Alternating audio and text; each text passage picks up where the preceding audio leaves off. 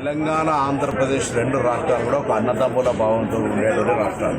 తెలంగాణ తుఫాన్లో మునుగుతుంటే కూడా మేము ప్రకృతి అనుకుంటున్నాం తప్ప ఆంధ్ర ప్రజల తప్పు పడతలేదు.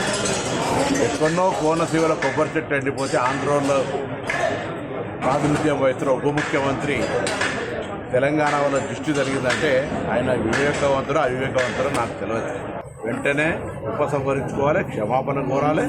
భవిష్యత్తులో ఇటువంటి వివక్షపూరిత మాటలు మాట్లాడద్దు, విజ్ఞతగా వ్యవహరించు. ఉప ముఖ్యమంత్రి అయినా ఇంకా సినిమా నటుడు కాదు, కొంత బాధ్యతగా నేర్చుకోవాలని చెప్పి నేను ఈ సందర్భంగా కోరుతాను. తెలంగాణ ఆంధ్రప్రదేశ్ రెండు రాష్ట్రాలు కూడా ఒక అన్నదమ్ముల భావంతో ఉండేటువంటి రాష్ట్రాలు. తెలంగాణ తుఫాన్లో మునుగుతుంటే కూడా మేము ప్రకృతి అనుకుంటున్నాం తప్ప ఆంధ్ర ప్రజల తప్పు పడతలేదు.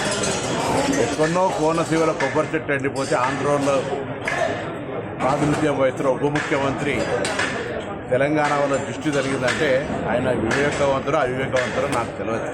వెంటనే ఉపసంహరించుకోవాలి, క్షమాపణ కోరాలి.